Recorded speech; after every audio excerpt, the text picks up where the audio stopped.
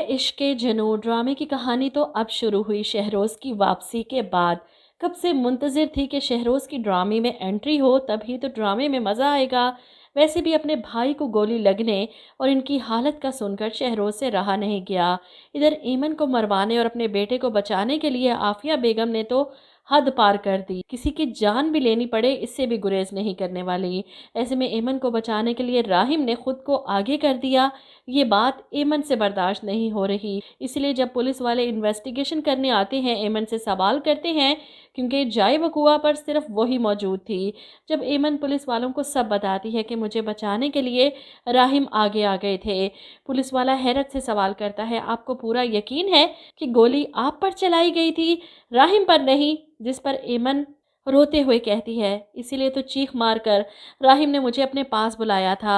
इधर ऐमन का बहनोई, जो ऐमन का बयान सुनता है, फौरन घर जाकर ये ब्रेकिंग न्यूज़ देता है कि गोली ऐमन को मारने के लिए चलाई गई थी, राहिम तो इसे बचाने के लिए अपनी जान पर खेल गया। इधर अली नवाज का पूरा शक मीर जुल्फ़िकार पर जाता है और वो ये बात अपने साले को भी बताते हैं, ये इसी ने किया है। वो राहिम से बदला ले रहा है माहीन का, जिस पर राहिम के मामू कहते हैं कि मीर जुल्फ़िकार का नाम हम बगैर किसी सबूत के नहीं ले सकते, इस वक्त हम इसकी दुश्मनी अफोर्ड नहीं कर सकते। जिस पर अली नवाज कहते हैं कि दुश्मनी तो वो कर रहा है हमारे साथ, जबकि मीर जुल्फ़िकार तो खुद सुनकर हैरान हो गए थे और अपनी बेटी माहीन के सर की कसम भी खाई कि इन्होंने ऐसा कुछ नहीं किया, वो पीछे से वार करने वाले शख्स नहीं। ऐसे में माहीन, जो राहिम की हालत का सुनकर तड़प गई थी, इसे मिलने के लिए हॉस्पिटल पहुंच जाती है, क्योंकि इससे रहा नहीं गया। अब माहीन सबसे छुपकर हॉस्पिटल आई थी। ऐसे में सामने से आती ऐमन को देखकर वो अपना मुंह छुपा लेती है कि कहीं ऐमन इसे देखकर पहचान ना ले, लेकिन ऐमन तो अपने आप से बेगानी है, वैसे भी माहीन को नहीं पहचानती वो।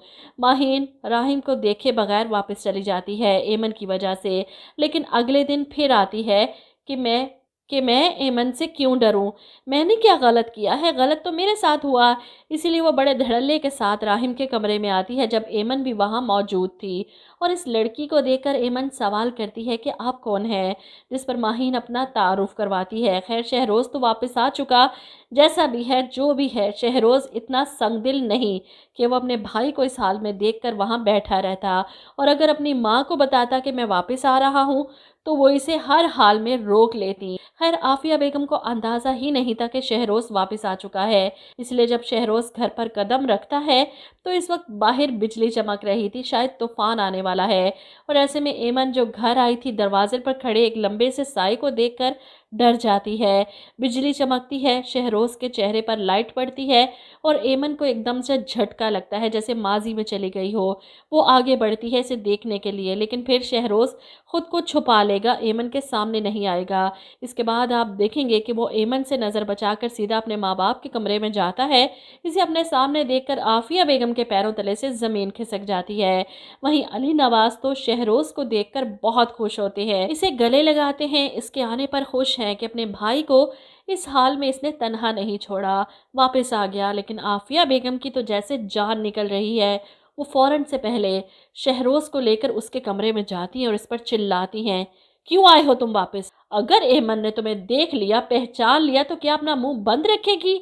लेकिन शहरोज़ अपनी माँ को समझाता है कि अगर इस वक्त मैं वापस ना आता तो डैड को यकीन हो जाता कि कुछ गड़बड़ है। मैं सिर्फ भाई की वजह से वापस आया हूँ और कोशिश करूँगा कि ऐमन की नज़र मुझ पर ना पड़े।